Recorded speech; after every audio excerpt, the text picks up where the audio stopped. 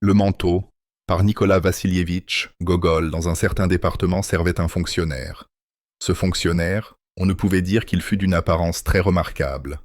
De petite taille, quelque peu grêlé, un peu roussâtre, un peu myopé même, avec un début de calvitie sur le front, des rides des deux côtés des joues et ce teint que l'on nomme hémorroïdal.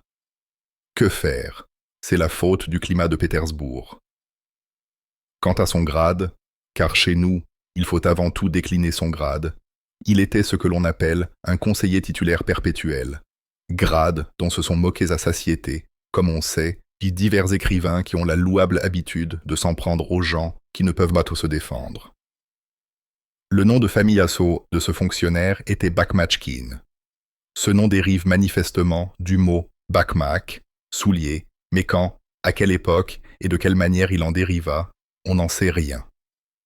Son père, son grand-père, et même son beau-frère, et tous les Bakmatchkin, sans exception, portaient des bottes, ne faisant ressemeler que 3 fois par an. Son nom était Akaki Akakievitch. Peut-être paraîtra-t-il au lecteur quelque peu étrange et recherché, mais je puis l'assurer qu'il n'a point été recherché, et que des circonstances se sont présentées d'elles-mêmes, de telle sorte qu'il était impossible de lui donner un autre nom. Voici comment la chose arriva. Akaki Akakievitch naquit, si ma mémoire est assez bonne, dans la nuit du 23 mars. Sa défunte mère, femme d'un fonctionnaire et très bonne femme, s'apprêtait, comme il se doit, à le faire baptiser. Elle était encore couchée dans son lit, en face de la porte. À sa droite se tenait le parrain, un homme des plus respectables, Ivan Ivanovitch Hieroshkin, qui servait comme chef de bureau au Sénat, et la marraine, Arina Semyonovna Bielobriouchkova, femme d'un officier de quartier, une âme d'une rare vertu. On proposa à la mère de choisir entre 3 noms pour son fils, Moki, Sossi, ou de le nommer d'après le martyr Kozdazat. Non, se dit la défunte, ce sont des noms bien étranges. Pour lui complaire, on ouvrit le calendrier à un autre endroit. Il en sortit encore 3 noms. Trefili, Doula et Varakassi. C'est une punition, dit la vieille. Quel nom? Je n'en ai jamais entendu de pareil. Que ce soit au moins Varadat ou Varouk. Mais Trifili et Varakassi. On tourna encore une page, et il en sortit. Pavsikaki et Vaktissi. Eh bien, je vois, dit la mère, que tel est son destin. S'il en est ainsi, qu'il porte plutôt le nom de son père. Son père était Akaki, que son fils soit donc Akaki aussi. C'est ainsi qu'il devint Akaki Akakievitch. L'enfant fut baptisé. Il pleura et fit une grimace, comme s'il pressentait ce qu'il serait un jour conseiller titulaire. Voilà donc comment tout cela s'est produit. Nous l'avons rapporté pour que le lecteur puisse voir par lui-même que cela ne pouvait se passer autrement et qu'il était absolument impossible de lui donner un autre nom. Quand et à quelle époque il était entré au département et qui l'y avait placé, personne ne pouvait s'en souvenir. Autant de directeurs et de chefs de service qui avaient pied de passé, lui, on le voyait toujours à la même place, dans la même position, dans la même fonction, toujours le même fonctionnaire chargé de la copie. Si bien que l'on finit par croire qu'il était venu au monde ainsi, tout prêt, en uniforme et avec une calvitie sur le front. Au département, on ne lui témoignait aucun respect. Les garçons de bureau non seulement ne se levaient pas de leur siège quand il passait, mais ne le regardaient même pas, comme si une simple mouche traversait l'antichambre. Ses supérieurs le traitaient avec une froideur despotique.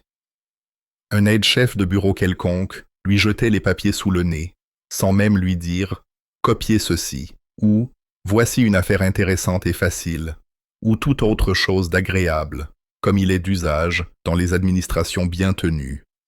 Et lui prenait les papiers, sans regarder qui les lui avait donnés et s'il en avait le droit. Il les prenait, et se mettait aussitôt à les copier. Les jeunes fonctionnaires se moquaient de lui et l'agaçaient, autant que leur esprit de bureau le leur permettait. Il racontait en sa présence diverses histoires fabriquées sur son compte.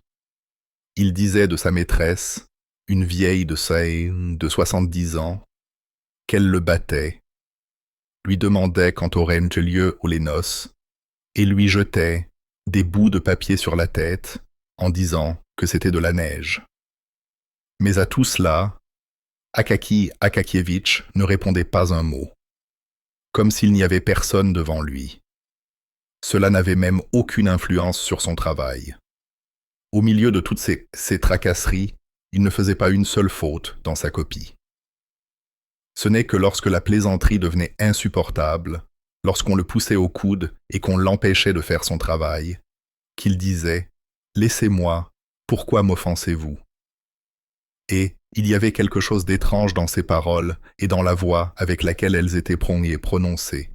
On y entendait quelque chose qui portait à la pitié, si bien qu'un jeune homme, nouvellement entré, qui, à l'exemple des autres, s'était permis de se moquer de lui, s'arrêta tout à coup, comme transpercé, et depuis ce jour, tout sembla changer pour lui et lui apparaître sous un autre jour. Une force inconnue le repoussait de ses camarades, qu'il avait d'abord pris pour des gens bien élevés et comme il faut. Et longtemps après, dans ces moments de plus grande gaieté, il voyait devant lui le petit fonctionnaire au crâne dégarni, avec ses paroles déchirantes. « Laissez-moi. Pourquoi m'offensez-vous » Et dans ces paroles déchirantes, d'autres mots résonnaient. « Je suis ton frère. » Et le pauvre jeune homme se cachait le visage dans ses mains. Et bien des fois dans sa vie, il frémit en voyant combien il y a d'inhumanité dans l'homme, combien de cruauté grossière se cache sous les dehors les plus raffinés et les plus cultivés, et, mon Dieu, même chez l'homme que le monde reconnaît pour noble et honnête, il serait difficile de trouver un homme qui vécût autant pour sa fonction. Il ne suffit pas de dire qu'il servait avec zèle. Non, il servait avec amour. Là, dans cette copie, il voyait un monde à lui, varié et agréable. Le plaisir se lisait sur son visage. Certaines lettres étaient ses favorites, et quand il les rencontrait, il n'était plus le même. Il souriait, clignait des yeux et cédait des lèvres, si bien qu'on pouvait lire sur son visage chaque lettre que sa plume traçait. S'il avait été récompensé selon son zèle, il aurait été, à son grand étonnement peut-être, élevé au rang de conseiller d'État. Cependant, il n'avait gagné, comme s'exprimaient ses collègues facétieux, qu'une boucle à sa boutonnière et des hémorroïdes à son bas-ventre. Du reste, on ne peut pas dire qu'on ne lui ait prêté aucune attention. Un directeur, étant un homme bon et désirant le récompenser pour ses longs services, ordonna de lui donner un travail plus important que sa copie habituelle. On lui ordonna, à partir d'un rapport déjà fait, de rédiger une missive pour un autre service. L'affaire consistait seulement à changer le titre et à remplacer les verbes à la première personne par la troisième. Cela lui donna tant de mal qu'il en fut tout en sueur, frotta son front et dit enfin « Non, donnez-moi plutôt quelque chose à copier. » Depuis ce jour, on le laissa pour toujours à sa copie. Il semblait que rien au monde n'existait pour lui en dehors de cette copie. Il ne pensait jamais à sa toilette. Son uniforme n'était plus vert, mais d'une couleur rousse tirant sur le farine. Son col était étroit et bas, de sorte que son cou, bien que n'étant pas long, paraissait sortir de ce col comme le cou des chats de plâtre que des dizaines de marchands russes portent sur leur tête. Et toujours quelque chose s'était collé à son uniforme. Un fétu de paille ou un fil. De plus, il avait le talent particulier, en marchant dans la rue, de passer sous une fenêtre au moment précis où l'on en jetait des ordures. Et c'est pourquoi il portait toujours sur son chapeau des épluchures de pastèques et de melons, et d'autres choses de ce genre. Jamais de sa vie, il n'avait prêté attention à ce qui se passait chaque jour dans la rue, ce que son jeune confrère fonctionnaire ne manquait jamais de faire, dont le regard perçant remarquait même le pantalon retourné de quelqu'un de l'autre côté du trottoir, ce qui provoquait toujours un sourire malicieux sur son visage. Mais Akaki Akakievitch, s'il regardait quelque chose, ne voyait que ces lignes nettes et régulières. Et ce n'est que si, sorti de nulle part, le museau d'un cheval venait se poser sur son épaule et lui soufflait un vent impétueux par les naseaux, qu'il s'apercevait qu'il n'était pas au milieu d'une ligne, mais au milieu de la rue. En rentrant chez lui, il s'asseyait aussitôt à table, avalait sa soupe aux choux à la hâte et mangeait un morceau de bœuf aux oignons, sans remarquer le goût, mangeant tout cela avec les mouches et tout ce que Dieu lui envoyait à ce moment-là. Sentant que son estomac commençait à se remplir, il se levait de table, sortait une petite bouteille d'encre et copiait les papiers qu'il avait apportés à la maison. S'il n'y en avait pas, il faisait d'exprès une copie pour lui-même, pour son propre plaisir.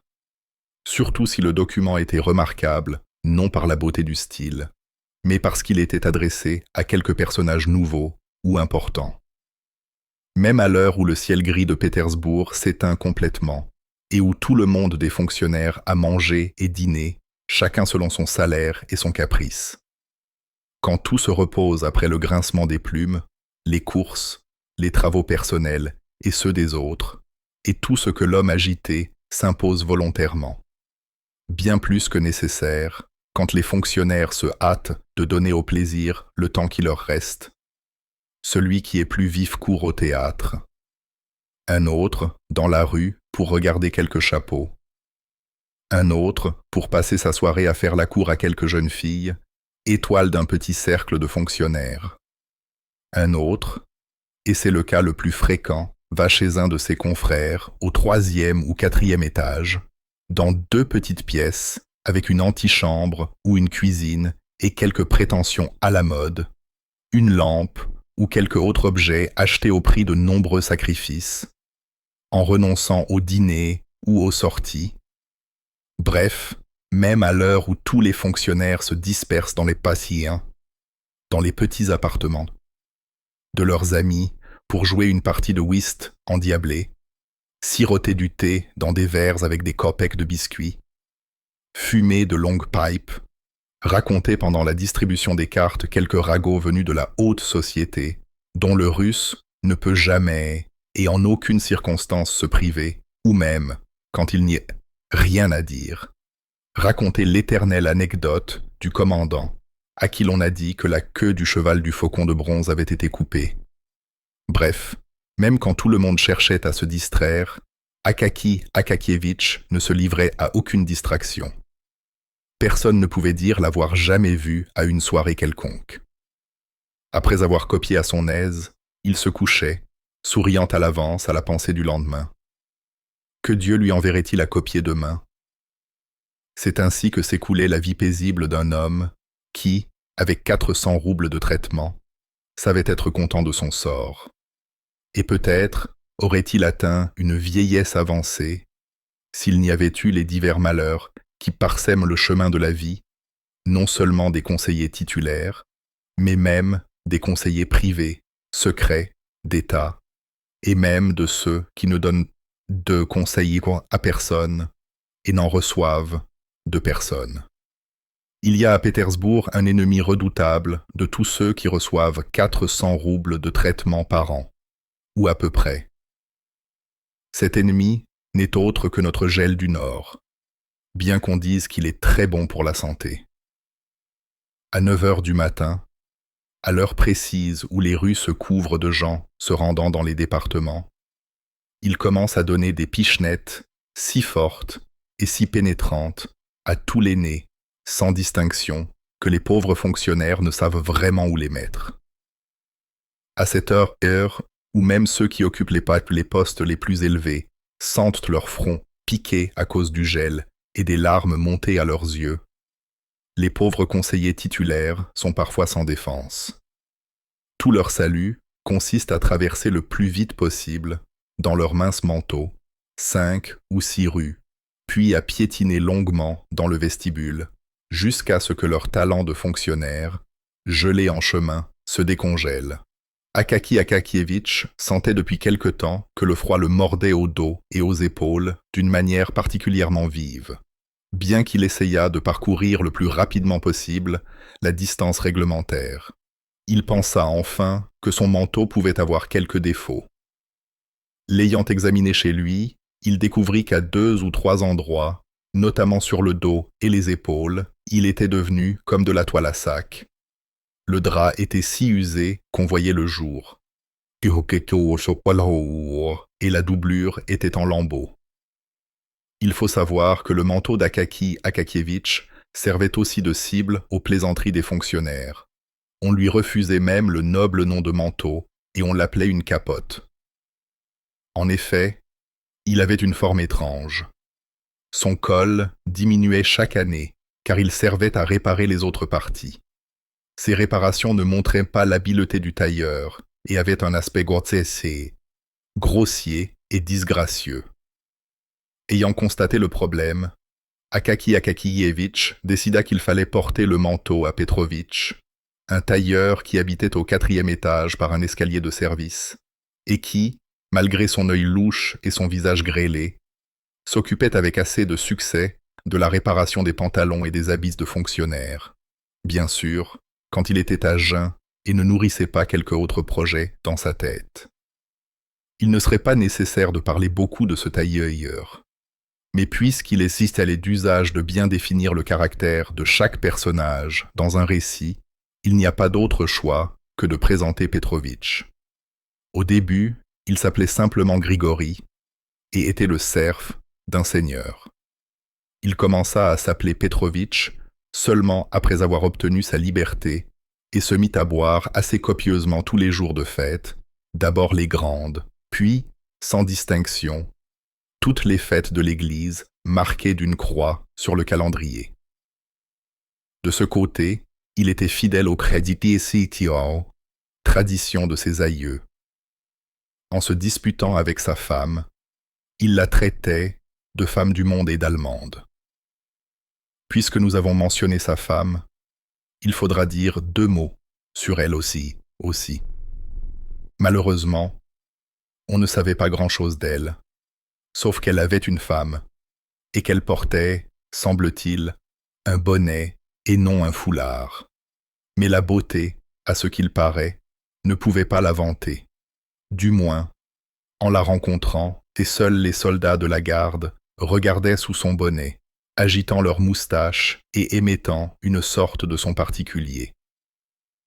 En montant l'escalier qui menait à Petrovitch, escalier qui, pour rendre justice, était tout imprégné d'eau, de détritus et saturé de cette odeur d'alcool qui pique les yeux et qui, comme on le sait, est inséparable de tous les escaliers de service de Pétersbourg.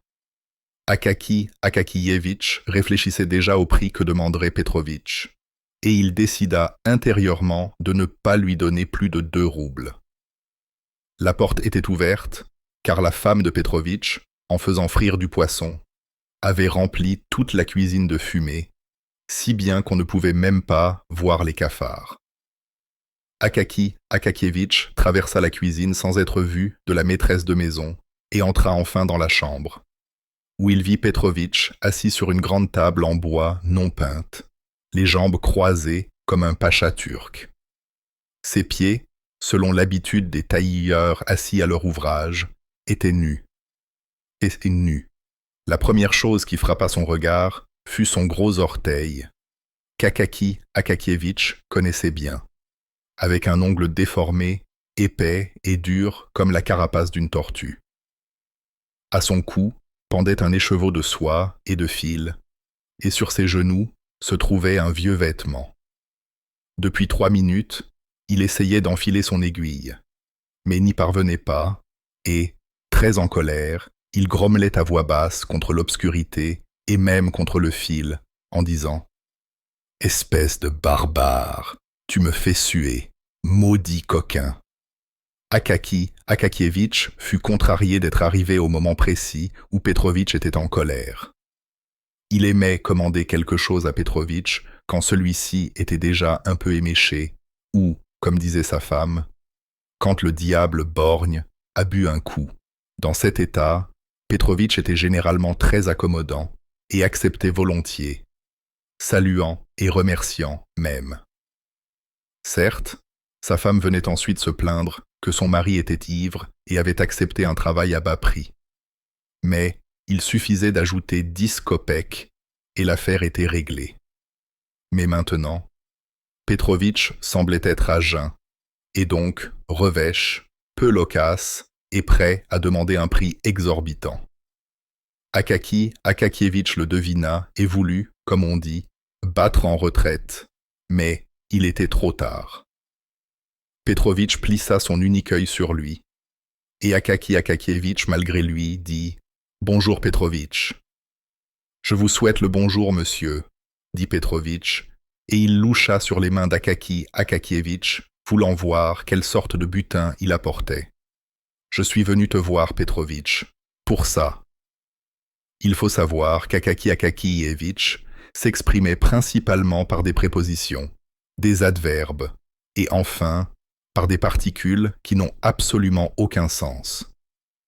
S'il s'agissait d'une affaire très difficile, il avait même l'habitude de ne pas finir ses phrases, si bien que très souvent, commençant son discours par les mots « C'est vraiment, vous savez », il n'y avait rien après, et lui-même oubliait, pensant qu'il avait tout dit. « Qu'est-ce que c'est » dit Petrovitch, et en même temps, il examina de son unique œil tout son uniforme, du col aux manches, au dos, aux pans et aux boutonnières, tout cela lui étant très familier, car c'était son propre travail. Telle est l'habitude des tailleurs. C'est la première chose qu'ils font en rencontrant quelqu'un. Voilà ce que c'est, Petrovitch. Le manteau, le drap. Tu vois, partout ailleurs, il est encore solide. Il est un peu poussiéreux et a l'air vieux. Mais il est neuf, juste un peu usé à un endroit, sur le dos et un peu sur l'épaule, et un autre petit peu sur l'autre épaule. Tu vois. C'est tout. Pas beaucoup de travail. Petrovitch prit le manteau, l'étala d'abord sur la table, l'examina longuement, secoua la tête et tendit la main vers la fenêtre pour prendre sa tabatière ronde en corne avec le portrait d'un général, on ne sait lequel. Car l'endroit où se trouvait le visage avait été percé avec le doigt puis recollé avec un morceau de papier carré. Après avoir pris une prise de tabac, Petrovitch écarta le manteau, le tint à contre-jour et secoua de nouveau la tête. Puis il le retourna, doublure en haut, et secoua de nouveau la tête, souleva de nouveau le couvercle avec le général collé dessus, et, ayant rempli son nez de tabac, il ferma le couvercle, rangea la tabatière et dit enfin « Non, impossible de le réparer.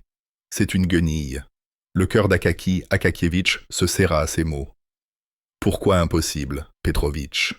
demanda-t-il d'une voix presque suppliante d'enfant. « Il est juste usé sur les épaules, tu dois bien avoir quelques morceaux. »« Oui, on peut trouver les morceaux se trouvent, » dit Petrovitch, « mais on ne peut pas les coudre.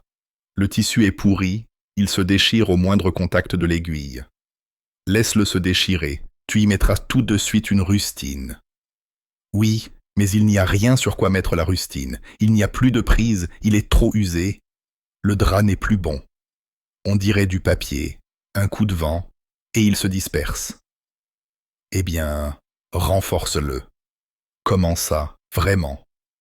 Non, dit Petrovitch d'un ton ferme. On ne peut rien faire. La chose est mauvaise. Il vaut mieux, quand le froid de l'hiver viendra, que vous vous en fassiez des jambières, car les bas ne réchauffera pas. Ce sont les Allemands qui ont inventé ça pour faire plus d'argent. Petrovitch aimait piquer les Allemands à l'occasion. Quant au manteau, il faudra manifestement vous en faire un neuf. Au mot « neuf », les yeux d'Akaki Akakievitch s'obscurcirent, et tout ce qui se trouvait dans la pièce se mit à tourner. Il ne voyait clairement que le général au visage, recouvert de papier, sur le couvercle de la tabatière de Petrovitch. Un œuf? Comment ça? Dit-il, comme s'il était encore dans un rêve. Je n'ai pas d'argent pour ça. Oui, un œuf, dit Petrovitch avec une barbarie tranquille. Eh bien, si c'est un œuf, comment coûterait-il? C'est-à-dire, combien? Oui, il faudra compter 150 roubles, dit Petrovitch en pinçant les lèvres de manière significative. Il aimait les effets puissants. Il aimait déconcerter quelqu'un d'un coup, et regarder ensuite de côté la grimace que faisait le visage de la personne déconcertée. 150 roubles pour un manteau, s'écria le pauvre Akaki Akakievitch, criant peut-être pour la première fois de sa vie, car il était toujours connu pour la douceur de sa voix. Oui, monsieur, dit Petrovitch. Et encore, quel manteau! Si on met un col en martre et une capuche avec une doublure en soie, ça montera à 200. Petrovitch, s'il te plaît, supplia Akaki Akakievitch d'une voix suppliante, sans entendre et sans vouloir entendre les paroles de Petrovitch et tous ses effets, répare-le, fais en sorte qu'il tienne encore un peu. Non, ce serait peine perdue et argent jeté par les fenêtres, dit Petrovitch, et Akaki Akakievitch sortit après ces mots, complètement anéanti. Et Petrovitch, après son départ, resta longtemps immobile, les lèvres pincées de manière significative, sans se remettre au travail, satisfait de ne pas s'être déshonoré et de ne pas avoir trahi l'art du tailleur. Dans la rue, Akaki Akakievitch semblait être dans un rêve. Quelle affaire, se disait-il, je ne m'attendais vraiment pas à ce que ça tourne comme ça. Puis, après un silence, il ajouta « Alors voilà. Voilà ce qui en est sorti finalement. Et je ne pouvais vraiment pas le prévoir. » Après un nouveau silence, il continua « Alors, c'est comme ça. Voilà une situation tout à fait inattendue. Qui aurait pu penser... Quelle circonstance !» En disant cela, au lieu de rentrer chez lui, il prit une direction tout à fait opposée sans s'en douter. En chemin, un ramoneur le heurta et noircit toute son épaule de suie. Un tas de chaux tomba sur lui du haut d'une maison en construction. Il ne remarqua rien de tout cela, et ce n'est que lorsqu'il heurta un garde-barrière qui, après avoir posé sa hallebarde à côté de lui, secouait du tabac de sa corne dans sa paume calleuse, ce n'est qu'alors qu'il reprit un peu ses esprits, et seulement parce que le garde-barrière lui dit « Pourquoi te jettes-tu sous le nez des gens? Tu n'as pas le trottoir pour toi. » Cela le fit regarder autour de lui et rebrousser chemin. Ce n'est qu'à ce moment-là qu'il commença à rassembler ses idées, à voir sa situation dans sa réalité, et à se parler non plus par bribes, mais raisonnablement et franchement, comme avec un ami prudent, avec qui on peut parler d'une affaire très intime et personnelle. Non, se dit Akaki Akakievitch, il est impossible de parler à Petrovitch maintenant. Sa femme l'a sans doute battu. Il vaut mieux que j'aille le voir dimanche matin. Après la nuit de samedi, il aura l'œil louche et voudra se remettre d'aplomb. Et sa femme ne lui donnera pas d'argent. Et à ce moment-là, je lui glisserai discrètement 10 kopecks dans la main. Il deviendra plus accommodant et réparera le manteau. C'est ainsi qu'Akaki Akakievitch se raisonna, se rassura et attendit le dimanche. Le dimanche, ayant vu de loin que la femme de Petrovitch était sortie quelque part, il alla directement chez lui. Petrovitch, en effet, louchait beaucoup après le samedi, tenait la tête penchée et était très endormi. Mais malgré tout cela, dès qu'il apprit de quoi il s'agissait, le diable sembla le pousser. « Impossible, dit-il, veuillez commander un nouveau manteau. » Akaki Akakievitch lui glissa aussitôt un billet de 10 kopecks. « Je vous remercie, monsieur. Je boirai un peu à votre santé, dit Petrovitch. Mais pour ce qui est du manteau, ne vous inquiétez pas, il ne vaut plus rien. Je vous ferai un manteau neuf et splendide. Je mettrai mon honneur en jeu. Akaki Akakievitch insista encore pour la réparation, mais Petrovitch n'écouta pas et dit « Je vous ferai un manteau neuf, soyez-en sûrs, je ferai de mon mieux. On peut même le faire à la mode, avec un col qui se ferme par des agrafes en argent. » C'est alors qu'Akaki Akakievitch vit qu'il ne pouvait se passer d'un manteau neuf, et son esprit s'effondra complètement. Comment, en effet, avec quoi, avec quel argent, le faire?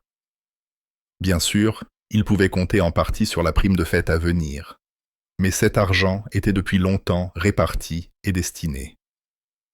Il fallait se procurer de nouveaux pantalons, payer au cordonnier une vieille dette pour avoir remplacé les empeignes de ses bottes, et commander à la couturière 3 chemises et 2 pièces de ce linge qu'il n'est pas convenable de nommer dans un texte imprimé. Bref, tout l'argent devait être dépensé.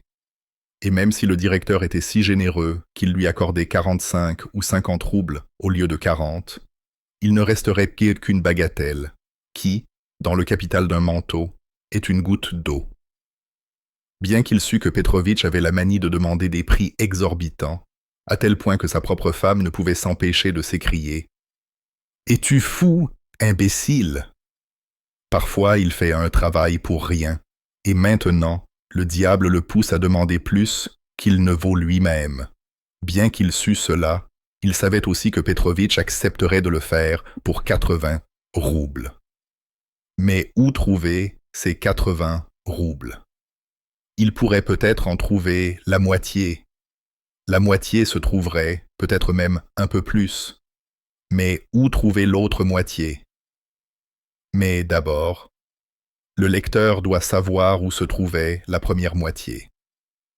Akaki Akakievitch avait l'habitude, pour chaque rouble dépensé, de mettre de côté un demi-kopek dans une petite boîte fermée à clé, avec une fente pour y jeter de l'argent. À la fin de chaque semestre, il faisait le compte des pièces de cuivre et les changeait en petites pièces d'argent. Il faisait cela depuis longtemps, et en plusieurs années, la somme avait atteint plus de 40 roubles. Ainsi, la moitié était en main. Mais où trouver l'autre moitié? Où trouver les 40 autres roubles? Akaki Akakievitch réfléchit, et décida qu'il faudrait réduire ses dépenses ordinaires, au moins pendant 1 an. Supprimer le thé le soir, ne pas allumer de bougie le soir. Et s'il fallait faire quelque chose, aller dans la chambre de sa logeuse et travailler à sa bougie. En marchant dans la rue, marcher le plus légèrement possible et avec précaution sur les pavés et les dalles, presque sur la pointe des pieds, pour ne pas user trop vite ses semelles. Donner son linge à la blanchisseuse le plus rarement possible, et pour qu'il ne s'use pas, le retirer dès qu'il rentrait à la maison et rester en simple robe de chambre de coton, très ancienne et épargnée même par le temps. Il faut le dire, au début, il eut un peu de mal à s'habituer à de telles restrictions. Mais ensuite, cela devint une habitude et tout alla pour le mieux. Il s'habitua même à avoir faim le soir. Mais il se nourrissait spirituellement, portant dans ses pensées l'idée éternelle de son futur manteau.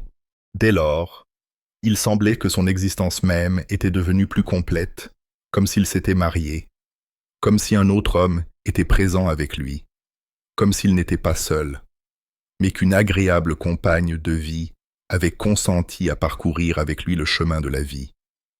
Et cette compagne n'était autre que ce manteau à la doublure de ouate épaisse, à la doublure solide et d'inusable. Il devint plus vif, même plus ferme de caractère, comme un homme qui a défini et fixé son but. Le doute, l'indécision, en un mot, tous les traits hésitants et indéfinis disparurent de son visage et de ses gestes. Parfois, une flamme brillait dans ses yeux et les pensées les plus audacieuses et les plus hardies traversaient même sa tête. Ne devrait-il pas mettre de la martre sur le col? La réflexion à ce sujet le distrayait presque. Une fois, en copiant un document, il faillit faire une erreur, si bien qu'il s'écria presque à voix haute Ah, et se signa.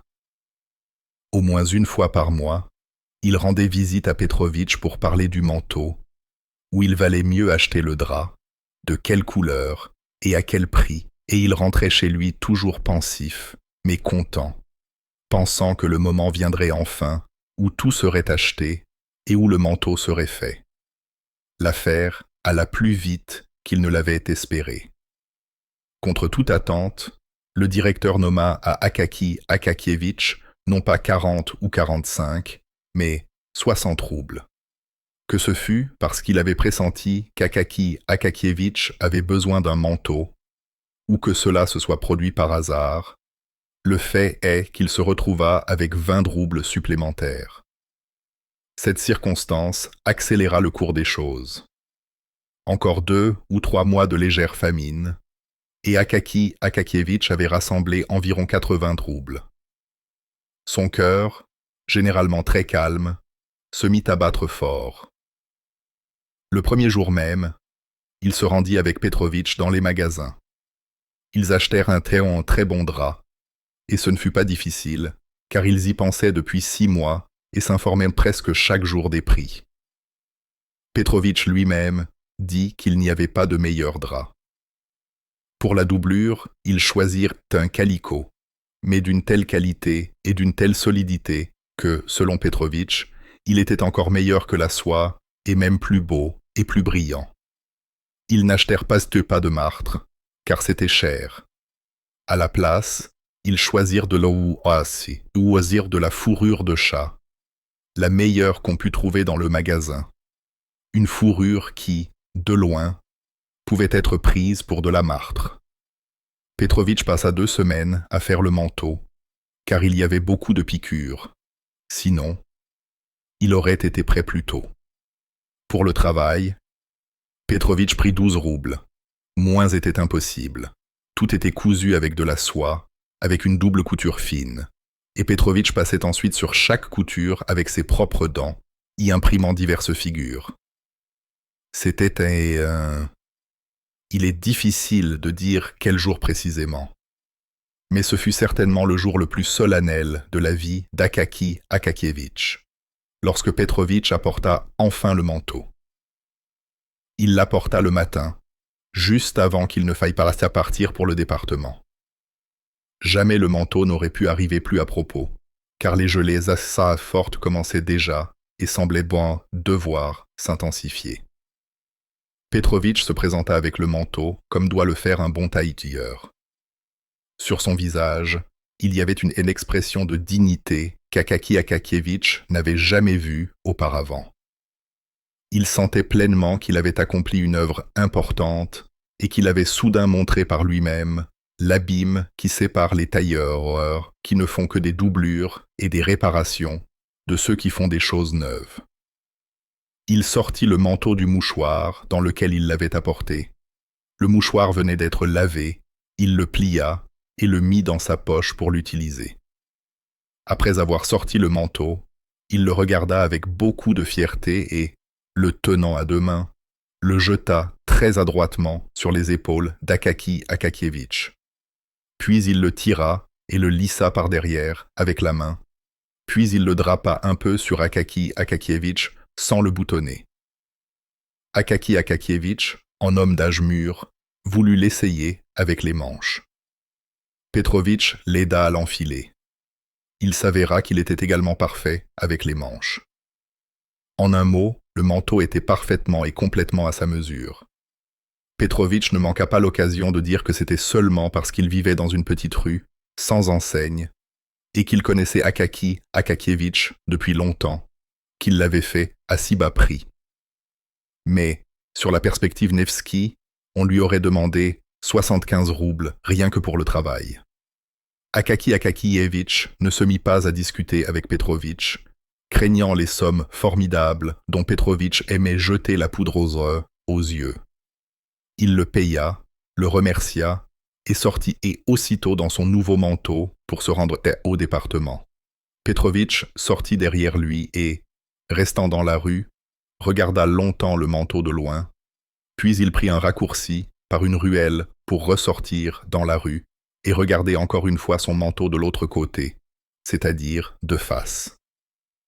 Pendant ce temps, Akaki Akakievitch marchait dans les sentiments les plus festifs. À chaque seconde, il sentait qu'il avait un nouveau manteau sur les épaules, et plusieurs fois même, il sourit de plaisir intérieur. En effet, deux avantages. Il faisait chaud et il était beau, il ne remarqua pas du tout le chemin et se retrouva soudain au département. Il enleva son manteau dans le vestibule, le regarda de tous côtés et le confia à la garde spéciale des portiers. On ne sait comment, mais tout le monde au département apprit aussitôt que Akaki Akakievitch avait un nouveau manteau et que l'ancienne capote n'existait plus. Tous se précipitèrent aussitôt dans le vestibule pour voir le nouveau manteau d'Akaki Akakievitch. Ils se mirent à le féliciter, à lui dire des choses si agréables qu'au début il ne put que sourire. Puis, il se sentit gêné.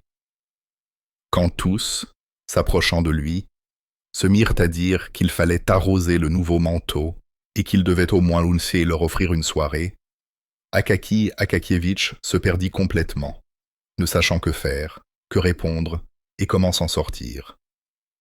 Il se mit déjà à assurer, tout rouge, que ce n'était pas du tout un manteau neuf, que c'était comme ça, un vieux manteau.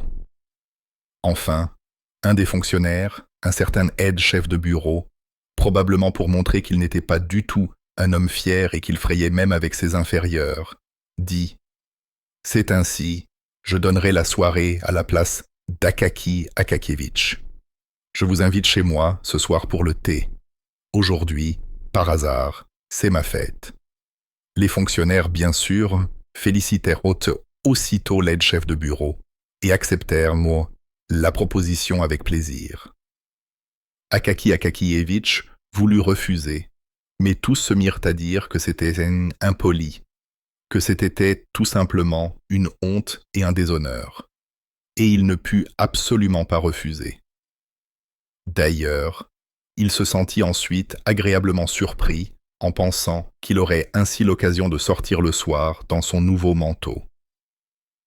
Toute cette journée fut pour Akaki Akakievitch comme la plus grande fête solennelle. Il rentra chez lui dans les dispositions les plus heureuses, enleva son manteau et le suspendit soigneusement au mur, admirant encore une fois le drap et la doublure, puis il sortit exprès son ancienne capote pour la comparer. Il la regarda et se mit même à rire. La différence était si grande. Et longtemps encore, pendant le dîner, il se mit à rire chaque fois qu'il se souvenait de l'état de sa capote. Il dîna joyeusement et, après le dîner, n'écrivit plus rien, aucun papier, mais se permit de se reposer un peu sur son lit, jusqu'à ce qu'il fasse nuit. Puis, sans tarder, il s'habilla, mit son manteau sur ses épaules et sortit dans la rue. Où habitait exactement le fonctionnaire qui l'avait invité, nous ne pouvons malheureusement pas le dire. Notre mémoire commence à nous faire sérieusement défaut, et tout ce qui se trouve à Pétersbourg, toutes ces rues et ces maisons, se sont tellement mélangés et confondus dans notre tête qu'il est très difficile d'en tirer quelque chose dans un ordre convenable. Quoi qu'il en soit, il est certain que le fonctionnaire habitait dans le meilleur quartier de la ville, donc pas très près de chez Akaki Akakievitch. Il dut d'abord traverser quelques rues désertes et mal éclairées, mais à mesure qu'il approchait de l'appartement du fonctionnaire, les rues devenaient plus animées, plus peuplées et mieux éclairées. Les piétons commençaient à se montrer plus souvent. Des dames bien habillées apparaissaient, des hommes avec des cols en castor. On rencontrait moins souvent des cochers avec leurs traîneaux en bois, grillagés, à clous dorés, et au contraire, on voyait de plus en plus de cochers en chapeaux de velours cramoisi, avec des traîneaux laqués, recouverts de peau d'ours, et des carrosses aux sièges drapés qui filaient dans les rues en grinçant sur la neige. Akaki Akakievitch regardait tout cela comme une nouveauté.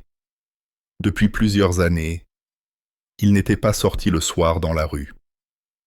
Il s'arrêta avec curiosité devant la vitrine d'un magasin pour regarder un tableau où était représentée une belle femme qui se déchaussait, exposant toute sa jambe, très jolie, et derrière elle, de la porte d'une autre pièce, un homme avec des favoris et une belle barbiche sous le menton sortait la tête. Akaki Akakievitch secoua la tête et sourit, puis il continua son chemin. Pourquoi sourit-il? Parce qu'il avait rencontré quelque chose de tout à fait inconnu, mais dont chaque homme conserve néanmoins une sorte d'instinct, ou parce qu'il pensait, comme beaucoup de fonctionnaires, ces Français, que dire? S'ils veulent quelque chose, c'est vraiment. Mais peut-être même ne pensa-t-il pas cela, car on ne peut pas entrer dans l'âme d'un homme et savoir tout ce qu'il pense. Enfin, il arriva à la maison où logeait l'aide-chef de bureau. L'aide-chef de bureau habitait en grand seigneur. L'escalier était éclairé par une lanterne. L'appartement était au 2e étage. En entrant dans le vestibule, Akaki Akakievitch vit sur le sol toute une rangée de galoches. Au milieu d'elles, un samovar bouillonnait et laissait échapper des nuages de vapeur. Sur les murs pendaient des manteaux et des capes, parmi lesquels certains avaient même des cols en castor ou des revers en velours. Derrière le mur, on entendait du bruit et des conversations, qui devinrent soudain clairs et sonores lorsque la porte s'ouvrit et qu'un valet sortit avec un plateau chargé de verres vides, d'une carafe à crème et d'un panier de biscuits. Il était évident que les fonctionnaires s'étaient réunis depuis longtemps et avaient déjà bu leur premier verre de thé. Akaki Akakievitch, après avoir suspendu lui-même son manteau, entra dans la pièce, et devant lui apparurent en même temps des bougies, des fonctionnaires, des pipes, des tables de jeu, et il fut frappé par le bruit confus des conversations et le bruit des chaises qui se déplaçaient, se mêlant à tout cela. Il s'arrêta assez maladroitement au milieu de la pièce, cherchant et s'efforçant de trouver quoi faire. Mais on l'avait déjà remarqué, on l'accueillit avec des cris, et tous se dirigèrent aussitôt vers le vestibule et examinèrent de nouveau son manteau. Akaki Akakievitch, bien qu'un peu confus, était un homme sincère et ne put s'empêcher de se réjouir en voyant comment on louait son manteau. Bientôt, cependant, tous l'abandonnèrent, lui et son manteau, et se tournèrent, comme il se doit, vers les tables destinées au whist. Tout cela, le bruit, les conversations et la foule, tout était étrange et inhabituel pour Akaki Akakievitch. Il ne savait tout simplement pas quoi faire, où mettre ses mains, ses pieds et tout son corps. Finalement, il s'assit près des joueurs, regarda leurs cartes, regarda le visage de l'un puis de l'autre, et au bout d'un moment, il commença à s'ennuyer et à bâiller. D'autant plus que l'heure à laquelle il avait l'habitude de se coucher était passée depuis longtemps. Il voulut saluer le maître de maison, mais on ne le laissa pas partir, en disant qu'il devait absolument boire un verre de champagne en l'honneur de son nouveau vêtement. 1 heure plus tard, on servit le dîner, composé de vinaigrette, de veau froid, de pâté, de tourte et de champagne. On força Akaki Akakievitch à boire 2 verres, après quoi il sentit que la pièce devenait plus gaie, mais il ne put oublier qu'il était déjà minuit et qu'il était temps de rentrer à la maison depuis longtemps. Pour que le maître de maison ne trouve pas un moyen de le retenir, il sortit de la pièce en cachette, chercha son manteau dans le vestibule, qu'il trouva non sans regret par terre, le secoua, enleva chaque duvet, le mit sur ses épaules et descendit l'escalier. Dans la rue, il faisait encore clair. Quelques petites échoppes, ces clubs permanents de domestiques et de toutes sortes de gens, étaient ouvertes, d'autres étaient fermées, mais laissaient encore voir une longue traînée de lumière par la fente de la porte, montrant qu'il y avait encore de la compagnie et que les domestiques, hommes et femmes, finissaient leur conversation et leurs palabres, plongeant leur maître dans une perplexité totale quant à leur localisation. Akaki Akakievitch marchait dans une humeur joyeuse. Il se mit même à courir, on ne sait pourquoi, derrière une dame qui passa rapidement, et dont tout le corps était animé d'un mouvement extraordinaire. Cependant, il s'arrêta aussitôt et reprit sa marche tranquille comme avant, s'étonnant lui-même de cette vivacité venue de nulle part. Bientôt s'étendirent devant lui ces rues désertes qui, même le jour, ne sont pas très gaies et encore moins le soir. Maintenant, elles étaient encore plus vides et plus solitaires. Les lanternes commençaient à clignoter moins souvent. L'huile, de toute évidence, s'épuisait. On voyait des maisons en bois, des clôtures. Nulle part une âme. Seule la neige brillait dans les rues et les cabanes basses endormies, avec leurs volets hauts fermés, paraissaient plus sombres. Il s'approcha de l'endroit où la rue était coupée par une place immense, avec ses maisons à peine visibles de l'autre côté, qui ressemblait à un désert effrayant. Au loin, Dieu sait où, une lumière vacillait dans une guérite qui semblait être au bout du monde. La gaieté d'Akaki Akakievitch diminua considérablement à cet endroit. Il entra sur la place, non sans une sorte de crainte involontaire, comme s'il pressentait quelque chose de mauvais.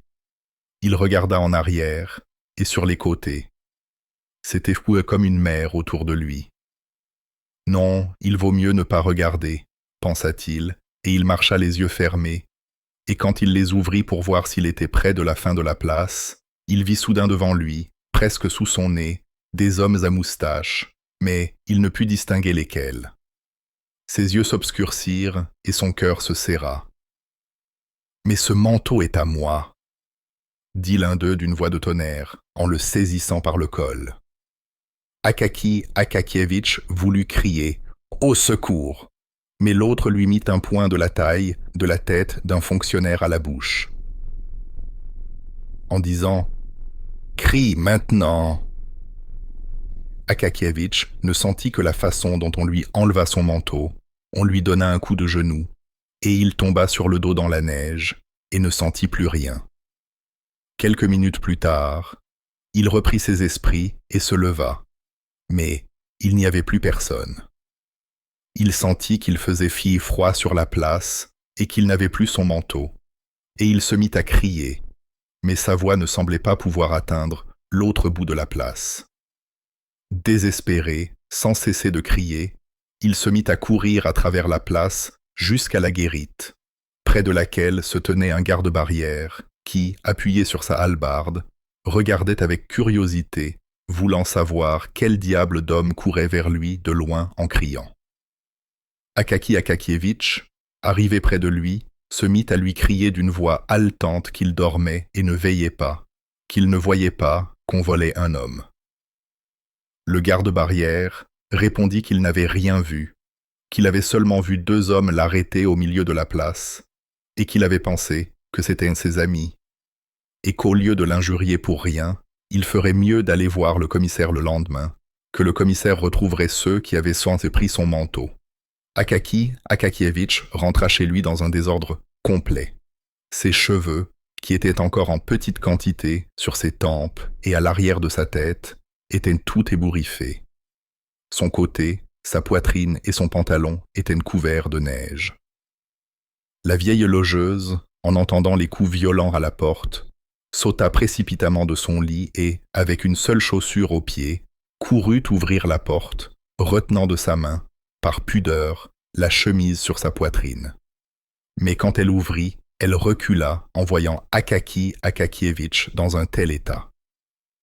Quand il lui raconta ce qui s'était passé, elle joignit les mains et dit qu'il devait aller directement chez le commissaire de quartier, que le commissaire de police le tromperait, lui ferait des promesses et le mènerait en bateau. Qu'il valait mieux aller directement chez le commissaire de quartier, qu'elle le connaissait même, parce qu'Anna la Finlandaise, qui la servait auparavant comme cuisinière, était maintenant nourrice chez le commissaire de quartier, et qu'elle le voyait souvent lui-même quand il passait devant leur maison, et que tous les dimanches, il allait à l'église, priait, et en même temps regardait tout le monde joyeusement, et que, par conséquent, à en juger par tous les signes, il devait être un homme bon. Après avoir écouté ses conseils, Akaki Akakievitch se retira tristement dans sa chambre. Et comment il passa la nuit, laissons-le juger par celui qui peut s'imaginer, même un peu, la situation d'un autre. Le matin, de bonne heure, il se rendit chez le commissaire de quartier. On lui dit qu'il dormait. Il revint à 10 heures où on lui dit qu'il dormait encore. Il revint à 11 heures, on lui dit que le commissaire n'était pas là. Il revint à l'heure du dîner, mais les greffiers de l'antichambre ne voulurent pas le laisser entrer et voulurent savoir quelle était son affaire et ce qui l'amenait. Si bien qu'Akaki Akakievitch, pour la première fois de sa vie, dut montrer du caractère et dit sèchement qu'il devait voir le commissaire en personne, qu'il n'osait pas l'empêcher, qu'il venait du département pour une affaire d'État et que s'il se plaignait, il verrait bien. Contre cela, les greffiers et ça n'osèrent rien dire, et l'un d'eux alla appeler le commissaire. Le commissaire écouta l'histoire du vol du manteau d'une manière très étrange. Au lieu de prêter attention au point principal de l'affaire, il se mit à interroger Akaki Akakievitch. Pourquoi rentrait-il si tard? N'était-il pas allé dans quelques maisons de débauche? Si bien qu'Akaki Akakievitch se sentit complètement confus et sortit sans savoir si l'affaire de son manteau serait suivie d'effet ou non. Ce jour-là, pour la première fois de sa vie, il ne se rendit pas au département. Le lendemain, il apparut tout pâle et dans sa vieille capote, qui était devenue encore plus pitoyable. Le récit du vol du manteau, bien que certains fonctionnaires n'aimât même pas manquer cette occasion de se moquer d'Akaki Akakievitch, en toucha néanmoins beaucoup. Ils décidèrent aussitôt de faire une collecte pour lui, mais ils ne recueillirent qu'une somme insignifiante, car les fonctionnaires avaient déjà beaucoup dépensé pour s'abonner au portrait du directeur et pour acheter un livre, sur la suggestion du chef de service, dont l'auteur était un ami du chef de service, si bien que la somme était des plus minimes. L'un d'eux, plus compatissant, décida au moins d'aider Akaki Akakievitch par un bon conseil, en lui disant de ne pas aller chez le commissaire de police.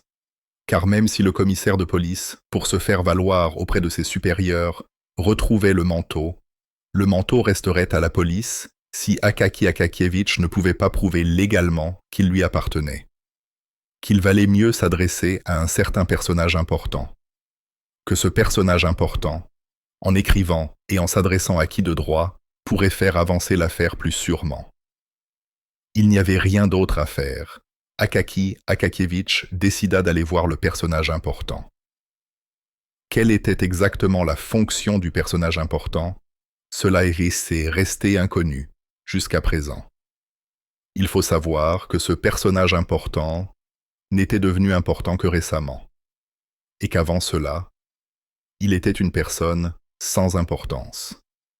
D'ailleurs, sa position n'était pas considérée comme importante par rapport à d'autres, encore plus importantes. Mais il se trouvera toujours un cercle de gens pour qui une personne sans importance aux yeux des autres est une personne importante. D'ailleurs, il s'efforçait d'accroître son importance par de nombreux autres moyens, à savoir, il avait institué que les fonctionnaires subalternes devaient pas venir le chercher à l'escalier quand il arrivait au bureau, que personne ne devait se présenter directement à lui, mais que tout devait suivre l'ordre le plus strict. Le greffier de collège devait rapporter à l'archiviste au secrétaire provincial, ou à celui qui devait le faire, et que ce n'est que par ce moyen que l'affaire devait lui parvenir. C'est ainsi que dans notre Sainte Russie, tout qui est contaminé par l'imitation, chacun imite et copie son supérieur. On dit même qu'un certain conseiller titulaire, lorsqu'on le nomma chef d'un petit bureau séparé, s'aménagea aussitôt un cabinet à part, qu'il appela salle de présence, et fit poster à la porte des huissiers à col rouge et à galons. qui prenait la poignée de la porte et l'ouvrait à tous ceux qui entraient, bien que dans cette salle de présence, on pût à peine loger un bureau ordinaire. Les manières et les habitudes du personnage important étaient graves et majestueuses, mais pas très complexes. Le fondement principal de son système était la rigueur. Rigueur, rigueur et rigueur, disait-il habituellement. Et au dernier mot, il regardait très significativement le visage de celui à qui il parlait. D'ailleurs, il n'y avait aucune raison à cela, car la dizaine de fonctionnaires qui composaient tout le mécanisme administratif du bureau étaient déjà tenus dans une crainte convenable. En le voyant de loin, ils laissaient leur travail et attendaient debout jusqu'à ce que le chef ait traversé la pièce. Sa conversation habituelle avec ses subordonnés respirait la sévérité et se composait presque exclusivement de 3 phrases. Comment osez-vous? Savez-vous à qui vous parlez? Et comprenez-vous qui est devant vous? D'ailleurs, il était dans son âme un homme bon, un bon camarade, serviable, mais son grade l'avait complètement dérouté. Ayant reçu un grade de général, il s'était embrouillé, avait perdu le fil et ne savait plus comment se comporter. S'il se trouvait en compagnie de ses égaux, il était encore un homme comme il faut, un homme très convenable à bien des égards, et même pas bête, mais dès qu'il se trouvait dans une société où les gens étaient ne serait-ce qu'un grade au-dessous de lui, il était tout simplement perdu. Il restait silencieux, et sa situation était digne de pitié, d'autant plus qu'il sentait lui-même qu'il pourrait passer son temps infiniment mieux. Dans ses yeux, on voyait parfois un fort désir de se joindre à une conversation et à un cercle intéressant. Mais il était arrêté par la pensée. Ne serait-ce pas trop de sa part? Ne serait-ce pas familier? Et ne diminuerait-il pas ainsi son importance? Et à cause de cette réflexion, il restait éternellement dans la même position silencieuse, ne prononçant que de temps en temps quelques sons monosyllabiques. Et il avait ainsi acquis la réputation d'un homme des plus ennuyeux. C'est à ce personnage important que se présenta notre Akaki Akakievitch. Et il se présenta au moment le plus défavorable pour lui, bien que favorable pour le personnage important. Le personnage important se trouvait dans son cabinet et conversait très, très joyeusement avec un vieil ami d'enfance et de jeunesse, qu'il n'avait pas vu depuis plusieurs années et qui venait d'arriver. C'est à ce moment qu'on lui annonça qu'un certain Bakhmatchkin était venu. Il demanda brusquement « Qui est-ce » On lui répondit « Un fonctionnaire. »« Ah, il peut attendre, je n'ai pas le temps maintenant, » dit le personnage important. Ici, il faut dire que le personnage important a complètement menti. Il avait le temps. Ils avaient depuis longtemps tout dit avec son ami, et leur conversation était depuis longtemps entrecoupée de très longs silences, pendant lesquels ils se tapaient légèrement sur la cuisse en disant « C'est ainsi, Ivan Abramovitch.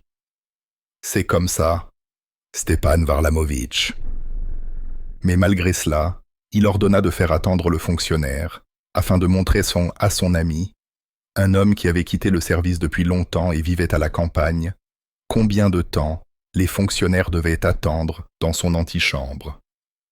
Enfin, après avoir assez parlé, et encore plus s'être tus, après avoir fumé un cigare dans des fauteuils très confortables, il sembla se souvenir soudain et dit au secrétaire, qui s'était arrêté à la porte avec des papiers à signer.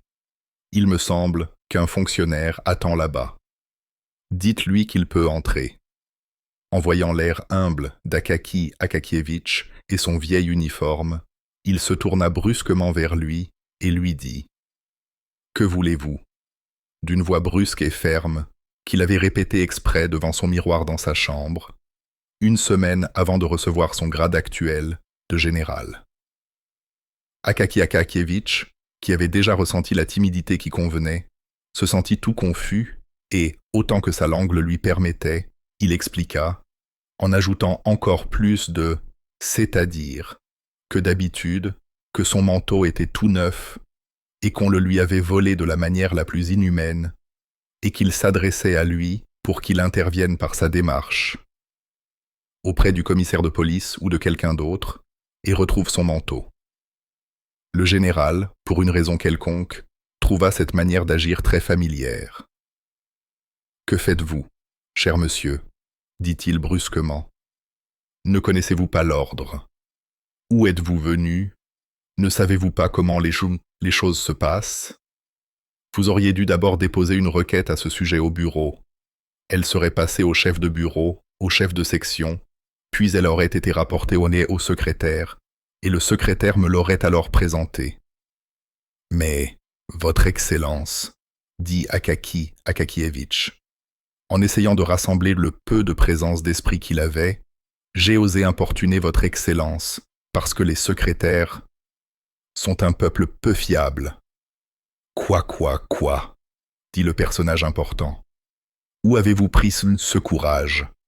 Où avez-vous pris de telles idées?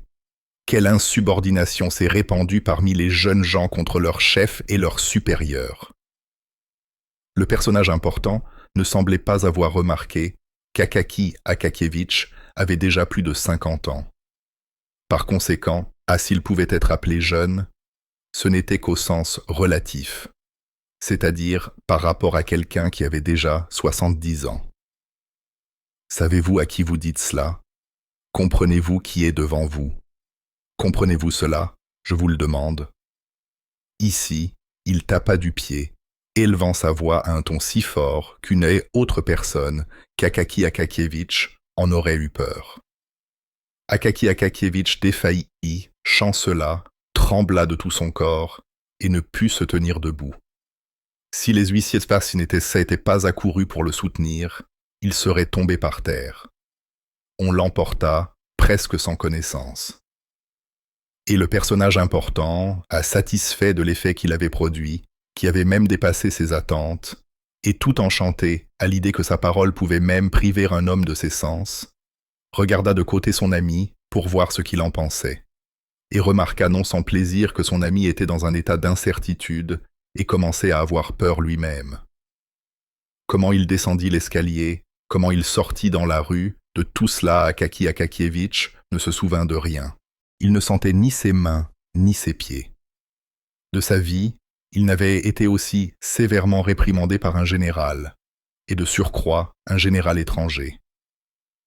Il marchait la bouche ouverte dans la tempête de neige qui sifflait dans les rues, trébuchant sur le trottoir.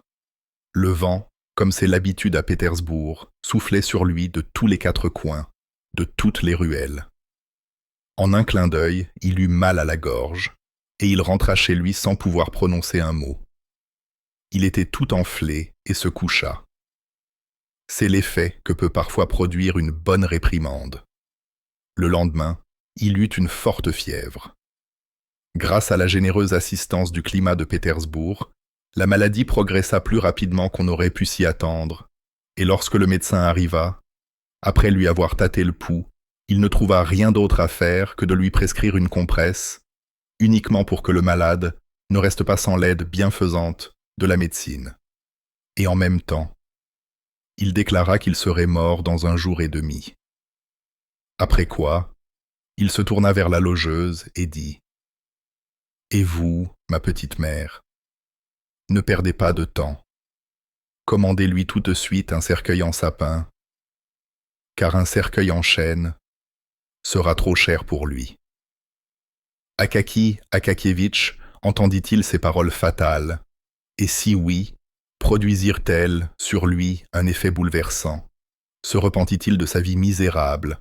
On n'en sait rien, car il était constamment en délire et en fièvre. Des visions, l'une plus étrange que l'autre, se présentaient sans cesse à lui. Tantôt, il voyait Petrovitch et lui commandait un manteau avec des pièges pour les voleurs, qu'il imaginait sans cesse sous son lit, et il appelait sans cesse sa logeuse pour tirer un voleur dessous sa couverture. Tantôt il demandait pourquoi son ancienne capote pendait devant lui, alors qu'il avait un manteau neuf. Tantôt il lui semblait se tenir devant le général, écoutant la réprimande qui convenait et disant « Pardonnez, votre Excellence ». Tantôt enfin, il jurait, prononçant des paroles si terribles que la vieille logeuse n'avait jamais entendu de telles choses de sa vie, d'autant plus qu'elle suivait immédiatement le mot « Votre Excellence ». Ensuite, il délirait complètement. Et on ne comprenait plus rien, sauf que ses paroles et ses pensées incohérentes tournaient toutes autour d'une seule chose, son manteau. Enfin, le pauvre Akaki Akakievitch rendit l'âme. On ne scella ni sa chambre, ni ses biens, parce que, premièrement, il n'avait pas d'héritier, et deuxièmement, il ne laissait presque rien, à savoir un paquet de plumes d'oie, un cahier de papier blanc officiel, 3 paires de chaussettes, 2 ou 3 boutons arrachés de son pantalon, et la capote déjà connue du lecteur. À qui tout cela est-il revenu, Dieu le sait. Même l'auteur de ce récit ne s'en est pas informé. On emporta Akaki Akakievitch et on l'enterra. Et Pétersbourg resta sans Akaki Akakievitch, comme s'il n'y avait jamais été. Une créature disparut et se cacha, non protégée par personne, chère à personne, intéressante pour personne, qui n'avait même pas attiré l'attention d'un naturaliste, qui ne manque pas de planter une épingle sur une mouche ordinaire et de l'examiner au microscope. Une créature qui supportait patiemment les moqueries du bureau et qui, sans aucun acte extraordinaire, descendit dans la tombe, mais pour qui, néanmoins, bien qu'à la toute fin de sa vie, un hôte lumineux sous la forme d'un manteau avait apparu, animant un instant sa pauvre vie, et sur qui ensuite un malheur insupportable s'était abattu, tel qu'il s'abat sur les rois et les puissants de ce monde. Quelques jours après sa mort, on envoya du département un huissier à son domicile, avec l'ordre de se présenter immédiatement. Le chef l'exigeait, mais l'huissier dut repartir bredouille, rapportant qu'il ne pouvait plus venir. Et à la question « Pourquoi ?», il s'exprima par les mots « Eh bien, parce qu'il est mort, on l'a enterré il y a 4 jours. » C'est ainsi qu'on apprit au département la mort d'Akaki Akakievitch. Et le lendemain, à sa place, était déjà assis un nouveau fonctionnaire, beaucoup plus grand, et qui n'écrivait pas les lettres de la même manière, mais beaucoup plus incliné et oblique. Mais qui aurait pu imaginer qu'ici ne se terminait pas l'histoire d'Akaki Akakievitch, qu'il lui était destiné de vivre encore quelques jours bruyamment après sa mort, comme en récompense d'une vie passée inaperçue. Mais c'est ainsi que cela s'est produit, et notre pauvre histoire prend une fin fantastique de manière inattendue. Des rumeurs se répandirent soudainement à Pétersbourg, selon lesquelles, près du pont Caline et bien plus loin, un mort avait commencé à apparaître la nuit sous la forme d'un fonctionnaire cherchant un manteau volé et, sous le prétexte de ce manteau volé, arrachant à toutes les épaules, sans distinction de grade ni de titre, toutes sortes de manteaux, sur du chat, sur du castor, sur de la ouate, en fourrure de raton laveur, de renard, d'ours, bref, toutes sortes de fourrures et de peaux que les hommes ont inventées pour couvrir leur propre peau. Un des fonctionnaires du département vit le mort de ses propres yeux et reconnut aussitôt en lui Akaki Akakievitch. Mais cela lui inspira une telle peur qu'il s'enfuit de toutes ses forces et ne put donc pas bien le voir, mais vit seulement que de loin. Il le menaçait du doigt. De toutes parts, des plaintes arrivaient sans cesse, selon lesquelles les dos et les épaules, non seulement des conseillers titulaires, mais même des conseillers d'État secrets, étaient exposés à un refroidissement complet à cause de l'arrachage nocturne des manteaux. La police reçut l'ordre de capturer le mort à tout prix, mort ou vif, et de le punir de la manière la plus sévère, pour l'exemple des autres, et elle faillit y réussir. En effet, un garde-barrière d'un certain quartier de Kiryushkin réussit à le saisir par le col, sur le lieu même du crime, alors qu'il tentait d'arracher le manteau de frise d'un musicien à la retraite qui, en son temps, jouait de la flûte. L'ayant saisi par le col, il appela de son cri 2 autres de ses camarades, à qui il confia de le tenir, pendant qu'il plongeait juste 1 minute sa main dans sa botte pour en sortir sa tabatière, afin de ranimer son nez, 6 fois gelé au cours de sa vie. Mais le tabac était d'une sorte que même un mort ne pouvait supporter. N'ayant pas eu le temps de se boucher la narine droite avec le doigt, le garde-barrière renifla de la gauche une demi-poignée, et le mort éternua si fort que les 3 furent complètement aspergés. Pendant qu'il levait les poings et s'essuyait les yeux, le mort disparut sans laisser de traces, si bien qu'ils ne surent même pas s'il avait vraiment été entre leurs mains. Depuis lors, les gardes-barrières eurent une telle peur des morts qu'ils craignirent même d'attraper les vivants et se contentèrent de crier de loin. « Hé, va ton chemin !» Et le fonctionnaire mort se mit à apparaître, même au-delà du pont Caline, semant la terreur parmi tous les gens timides. Mais nous avons complètement abandonné un certain personnage important qui, en réalité, a été presque la cause de la tournure fantastique, d'ailleurs tout à fait véridique, de cette histoire. Avant tout, le devoir de justice exige de dire que le personnage important, peu de temps après le départ du pauvre Akaki Akakievitch, réprimandé à mort, ressentit quelque chose comme de la pitié. La compassion ne lui était pas étrangère. Son cœur était accessible à beaucoup de bons sentiments, malgré le fait que son grade l'empêchait souvent de les manifester. Dès que son ami visiteur sortit de son cabinet, il se mit à penser à Akaki Akakievitch.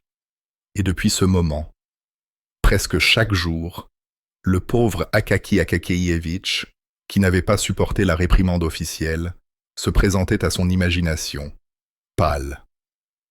La pensée de lui le troublait à tel point qu'une semaine plus tard, il décida même d'envoyer un fonctionnaire pour savoir ce qu'il en était et s'il était possible de l'aider. Et quand on lui rapporta qu'Akaki Akakievitch était mort subitement de fièvre, il en fut même stupéfait. Il entendit les reproches de sa conscience et fut de mauvaise humeur toute la journée. Désirant se distraire un peu et oublier l'impression désagréable, il se rendit à une soirée chez un de ses amis, où il trouva une compagnie respectable, et, ce qui était mieux, presque tous du même grade, si bien qu'il ne pouvait se sentir contraint en rien. Cela eut un effet étonnant sur son état d'esprit. Il se détendit, devint aimable, agréable dans la conversation, en un mot, il passa une soirée très agréable. Au dîner, il but 2 verres de champagne, un remède connu pour ne pas mal disposer à la gaieté. Le champagne le disposa à des entreprises extraordinaires, à savoir, il décida de ne pas rentrer chez lui, mais d'aller voir une dame de sa connaissance, Karolina Ivanovna, une dame, semble-t-il, d'origine allemande, envers qui il entretenait des relations très amicales. Il faut dire que le personnage important n'était plus un jeune homme, qu'il était un bon époux, un père de famille respectable. Il avait 2 fils, dont l'un servait déjà dans un bureau, et une jolie fille de 16 ans au petit nez retroussé, qui venait chaque matin lui baiser la main en disant « Bonjour papa ». Sa femme, elle est aussi une dame encore fraîche et pas laide du tout, lui donnait d'abord sa main à baiser, puis la retournait et baisait la sienne. Mais le personnage important, bien que parfaitement satisfait de ses amabilités familiales, trouvait convenable d'avoir une amie dans une autre partie de la ville pour des relations amicales. Cette amie n'était ni plus jolie ni plus jeune que sa femme. Mais il y a de telles énigmes dans le monde, et il ne nous appartient pas de les juger. Ainsi, le personnage important descendit l'escalier, monta dans son traîneau et dit au cocher « Chez Karolina Ivanovna » et, s'enveloppant luxueusement dans son chaud manteau, il resta dans cette agréable disposition où l'on ne peut rien imaginer de mieux pour un Russe, c'est-à-dire quand on ne pense à rien, mais que les pensées viennent d'elles-mêmes dans l'esprit, l'une plus agréable que l'autre, sans donner la peine de les suivre et de les chercher. Plein de satisfaction, Il se souvint de tous les moments joyeux de la soirée passée, de tous les mots qui avaient fait rire le petit cercle. Il en répéta même plusieurs, à voix basse, et les trouva aussi drôles qu'avant. Et c'est pourquoi il ne s'étonna pas de rire de bon cœur de temps en temps.